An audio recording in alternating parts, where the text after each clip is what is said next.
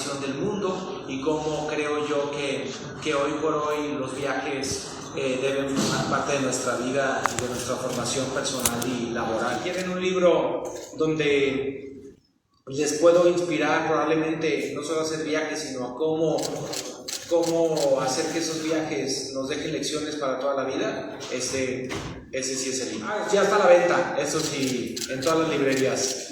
Y en la tienda Alan por el Mundo, y en el aeropuerto, y en todas las librerías. Y ya está el libro digital y también el audiolibro que yo lo grabé con mi voz ronca y de mi pecho. ¿Cómo y cuándo surge la idea y qué tanto fue complicado el compilar muchas anécdotas, muchas vivencias, cómo dividirlas, cómo crear la historia de este libro? ¿Cómo fue?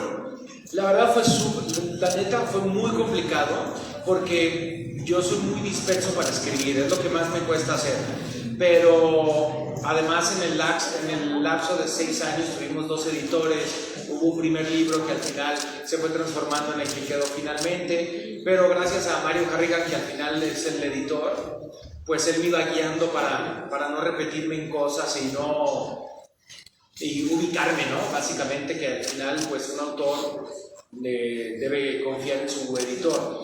Fue muy complicado elegir las anécdotas, saber específicamente qué quería yo contar, porque tengo una mente que divaga mucho. Pero creo que el hecho, por ejemplo, de todo el trabajo y de lo que sucedió con 7 veces a Dios, me dio como mucha confianza al escribir. No es un ejercicio que yo haga seguido, me cuesta trabajo sentarme y aterrizar mis ideas en papel, pero con la disciplina de lo que este libro me enseñó, pues espero que sea el primero de algunos cuantos. Gracias por tu pregunta. Por acá, Alan, hola. ¿Cómo estás? Oye, a mí me gustaría saber, de todos esos viajes que has hecho, ¿cuál es el más asombroso y el más terrorífico que viviste? El más terrorífico, fíjate que no tengo, Me encantaría pensar que tengo un viaje terrorífico, pero afortunadamente todos mis viajes han sido muy no te puedo decir placenteros, porque hay viajes que han sido un reto, pero de todos he aprendido algo importante. Y el viaje más asombroso, yo espero no haberlo hecho aún. Si hay algo de lo que habla este libro, hay un capítulo que habla de la capacidad de asombro, y yo creo que conforme vamos creciendo, conforme vamos teniendo más edad, conforme tenemos oportunidad de viajar a más lugares, esa capacidad de asombro tiende a mermarse, y es nuestra responsabilidad renovarla. Y entonces hablo un poco de cómo hago yo para renovar esa capacidad de asombro, y que los lugares me sorprendan como me sorprendieron en el primer viaje que hice a Asia en el 2005. ¿Cuántos países has viajado? ¿Cuántos viajes has hecho? Esta es la curiosidad. ¿De dónde nace tu necesidad de viajar? ¿Y a dónde es a donde te falta ir?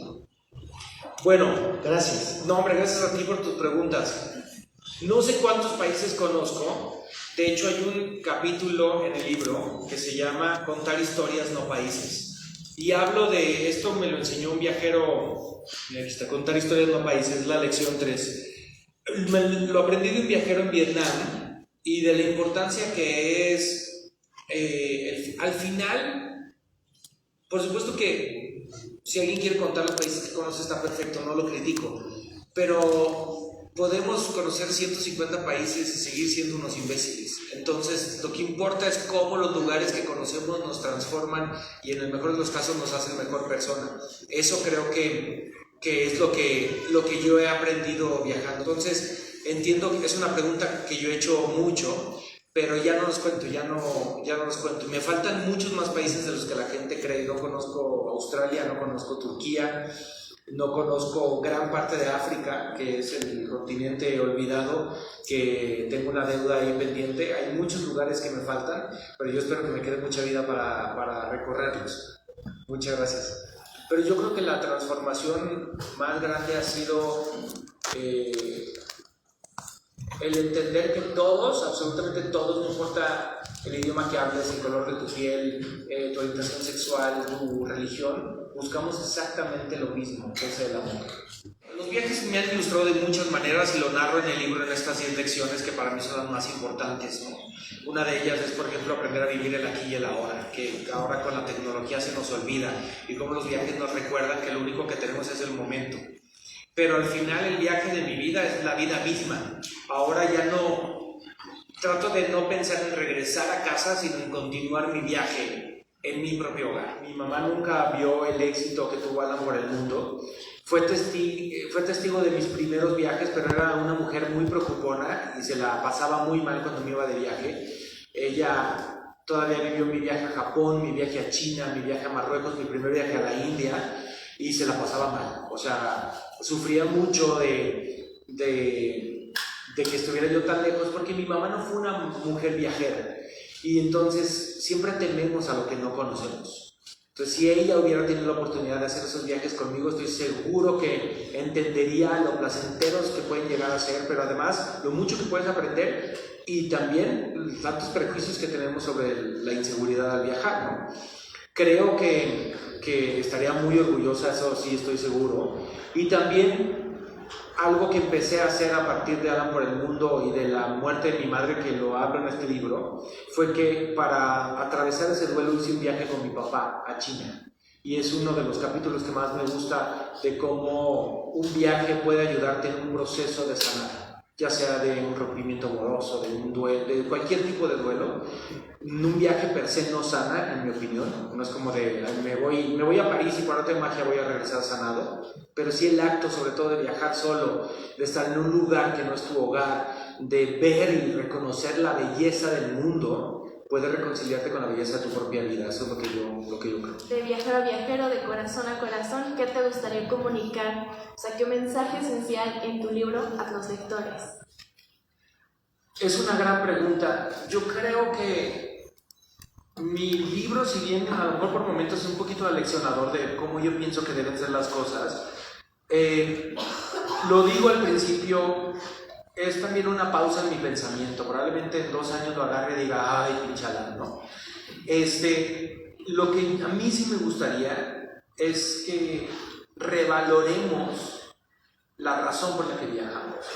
Es decir, me encanta la idea de irnos y podernos tomar miles de fotos, me encanta la idea de viajar y poderlo subir a redes sociales, pero me encantaría retomar la razón de por qué estamos visitando esos lugares y cómo a través de ver la belleza de un lugar que no es nuestro hogar podemos aprender incluso a valorar y respetar más el propio. Si no aprendemos eso, hoy por hoy, de eso lo hablo en el libro, la frase "los viajes ilustran" ya no aplica. Podemos agarrar un avión, irnos a otro país, dormir en un hotel de cadena, comer en un restaurante de cadena y volver a nuestro país siendo exactamente los mismos. Podemos estar en la ciudad perdida de Beijing conectados a WhatsApp, en el chisme con los amigos como si no nos hubiéramos ido de casa.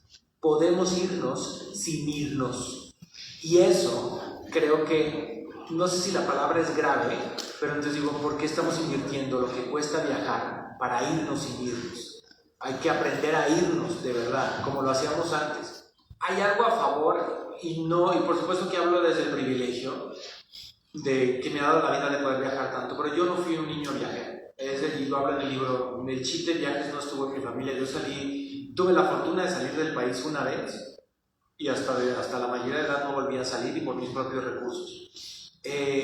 Sí creo que es algo que va incluido con la educación, ¿no? Afortunadamente, cada vez más y más personas podemos viajar porque se ha modificado la industria, ahora hay muchas más oportunidades, pero aún así hay mucha gente que no puede viajar, que por cuestiones de recursos, por salud, no puede viajar. Eso es una realidad. Sería una mentira decir que todos podemos viajar y el echaleganismo no existe en ese sentido.